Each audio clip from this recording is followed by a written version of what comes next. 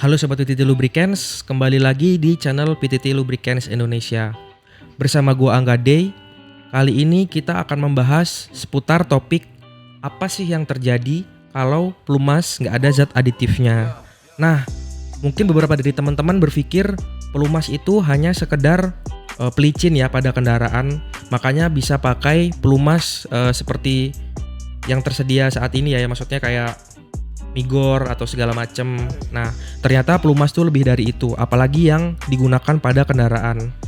Nah, pelumas pada kendaraan ini memiliki berbagai zat aditif yang digunakan untuk mendukung kinerja serta melindungi komponen dari gesekan dan dapat memperpanjang umur pelumas. Oh ya, video kali ini adalah ajang diskusi dan dibuat untuk edukasi. Mungkin kalian punya pemahaman lain seputar kalian suka eksperimen di motor kalian dengan berbagai macam jenis pelumas, itu tentunya ada resiko dan bisa ditanggung sendiri ya.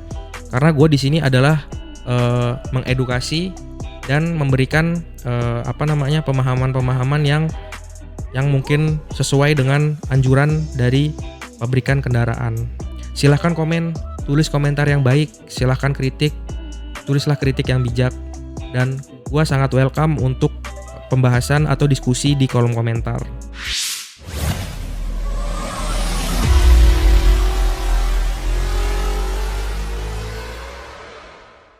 Nah, sebelum kita tahu apa dampaknya pelumas tanpa zat aditif, mari kita terlebih dahulu pahami apa itu aditif dalam pelumas. Nah, aditif pada pelumas adalah bahan kimia yang ditambahkan di dalam pelumas ya untuk meningkatkan performa dan melindungi mesin kendaraan.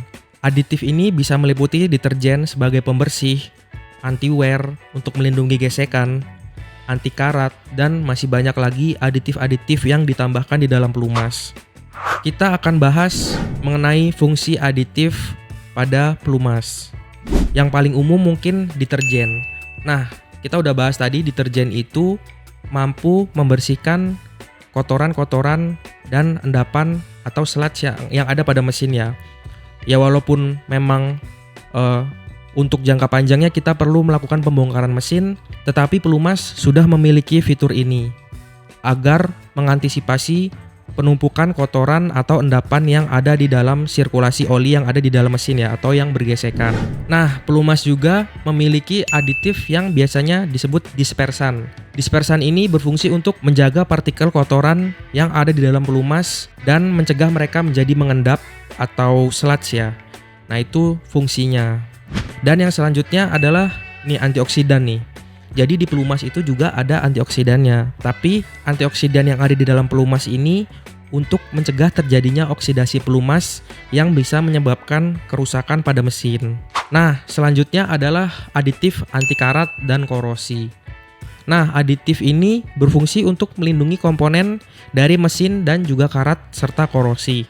Karena kan kita nggak tahu di dalam mesin itu mungkin ada tercampur dengan udara lembab dari filter udara, atau mungkin saat kita melewati banjir, atau mungkin coolant yang bocor, dan masih banyak lagi. Nah, pelumas itu bisa melindungi mesin dari karat ya. Makanya walaupun mungkin nggak ekstrim kita masukin air atau terus kita diamin selama berapa hari, berapa minggu, berapa tahun. Nah, itu mungkin terlalu ekstrim. Tapi sedikit banyaknya dia bisa melindungi komponen mesin dari korosi.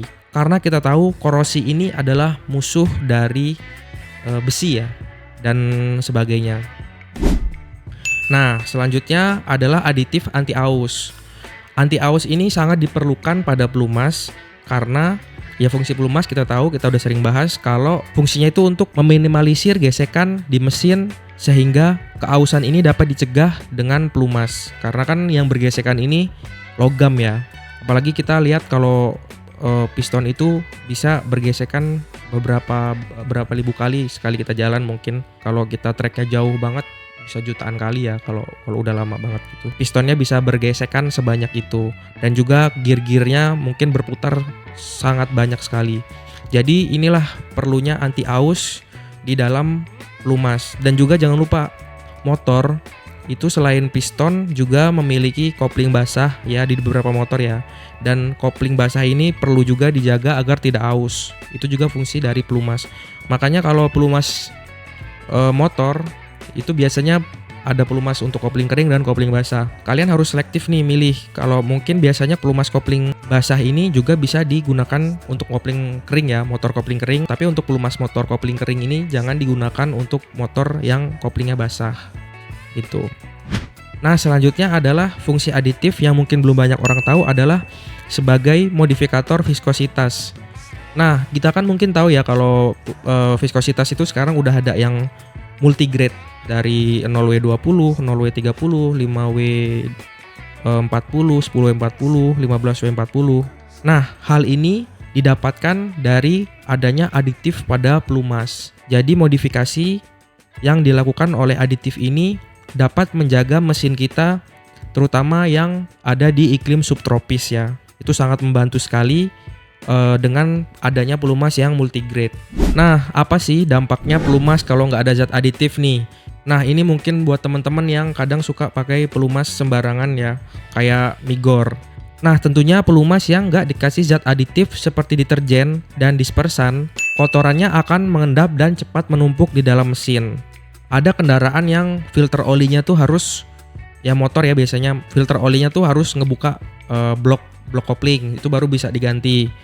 Nah, hal ini bisa menyebabkan penyumbatan nih di dalam situ. Jadi penyumbatannya akan lebih cepat dan menurunkan efisiensi mesin. Nah, dampak selanjutnya adalah ketika pelumas tidak memiliki aditif, itu adalah oksidasi dan degradasi. Tanpa antioksidan, pelumas ini akan lebih cepat teroksidasi yang bisa menyebabkan pembentukan lumpur dan vernis di dalam mesin. Dan hal ini tentunya mengurangi umur pelumas dan juga bisa merusak mesin. Nah, selanjutnya korosi dan karat. Nah, tanpa anti karat ini dan anti korosi, komponen di dalam mesin akan lebih rentan terhadap korosi. Dan hal ini dapat menyebabkan kerusakan yang serius pada performa mesin. Dan balik lagi ya, tadi untuk pengguna yang pakai pelumas yang bukan semestinya itu tanpa aditif kan. Tapi mungkin kalau kita ada di tempat yang rawan banjir atau mungkin di pinggir laut, kita pakai pelumas yang nggak semestinya, itu mungkin akan berdampak di kemudian hari. Karena gue juga sempat lihat video pengujian gesekan antara oli dan juga Migor ya. Itu ternyata di waktu dites Migor itu sangat kasar sekali gesekannya dan juga tidak tahan untuk mengurangi gesekan. Itu udah kelihatan jelas banget ya. Ini tanpa mengecilkan para pengguna-pengguna oli yang aneh-aneh ya. Nah, yang selanjutnya adalah ketidakstabilan viskositas. Tanpa modifikator viskositas, zat aditifnya, mungkin pelumas nggak mampu menjaga viskositas yang konsisten pada berbagai suhu. Dan hal ini dapat menyebabkan pelumas menjadi terlalu kental atau terlalu encer yang menyebabkan berbahaya bagi mesin. Nah, mungkin kalian udah pernah tahu belum kalau sebenarnya pelumas itu makin lama ya nggak kita ganti, dia nggak nyusut, benar. Tapi aditifnya berkurang atau juga viskositasnya bisa drop. Itu yang gue dapat sih semenjak gue ngobrol kemarin sama Mas Ardo seputar pelumas. Ternyata viskositas itu lama-lama bisa drop, bisa membuat oli yang kental makin encer. Tentunya hal ini nggak bagus kan. Makanya itulah sebabnya kita harus mengikuti interval pergantian oli pada pabrikan atau mungkin penggunaan oli yang tepat pada kendaraan kita. Nah, ini adalah contoh analogi ya. Gimana sih pelumas yang digunakan pada mesin mobil atau motor kita itu yang tanpa aditif lah, misalnya yang sekarang banyak digunakan para eksperimenter ya untuk kendaraannya. Nah, jadi misal kita kalau makan, ini kan pelumas ya, pelumas itu misal kita ibaratkan makanan. Nah, kita makan ataupun minum ya tanpa adanya nutrisi, ibarat nggak ada vitaminnya, nggak ada zat-zat yang dibutuhkan untuk tubuh kita setiap hari, metabolisme segala macam. Ibarat kita akan lama-lama kita akan gizi buruk atau mungkin mudah terserang penyakit dan tentunya hal ini nggak bagus kan. Nah, itulah fungsi aditif pada pelumas. Itu seperti vitamin yang ada pada makanan. Mungkin kalau kita makan makanan tanpa vitamin sekalipun kita akan merasa kenyang. Tapi apakah iya tubuh atau mesin itu akan terlindungi tanpa vitamin-vitamin ini? Nah, begitulah analogi singkatnya.